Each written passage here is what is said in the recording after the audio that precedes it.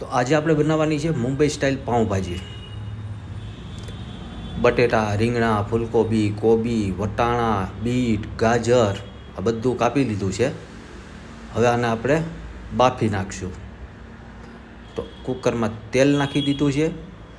હવે એમાં નાખી દઈશું આપણે આપણી આ બધી સબ્જી ગરમ થઈ જાય એટલે, અને એને 2 થી 3 મિનિટ ખાલી તેલમાં જ પાકવા દેશું. એના પછી આપણે પાઉંભાજી મસાલો ઉપર નાખી દઈશું અને થોડું અમથું નમક નાખી દઈશું, એટલે સબ્જીમાં મીઠું વ્યવસ્થિત રીતના ચડી જાય. હવે પાણી નાખી કુકર બંધ કરીને 5-6 સીટી આપણે આની મારી લેશું. તો જો આપણું આ સબ્જી મસ્ત મજાનું બધું બફાઈ ગયું છે. હવે આ પાણી છે ને એ થોડુંક આપણે બળવા દેશું, અને એના પછી આપણે આપણા સબ્જીને પોટેટો મેશરની મદદથી છે ને મસ્ત મેશ કરી નાખશું. બધા સબ્જી વ્યવસ્થિત રીતના આપણા મેશ કરી લીધા છે.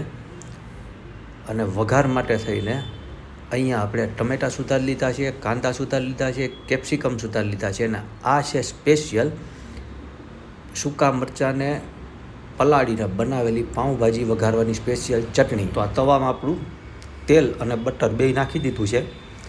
હવે મસ્ત મજાનું તેલ ને બટર ઓગળી જાય એટલે એમાં નાખી દઈશું આપણે આપણા કાંદા. અને કાંદાને વધારે પકાવવાના નથી, પણ આછા ગુલાબી કલર જેવા થઈ જાય ને પછી એમાં નાખી દઈશું આપણે આપણા ટમેટાં. તો જો હવે નાખી દઈએ થોડું મીઠું, એટલે ટમેટાં પાણી છોડીને વહેલા પાકી જાય.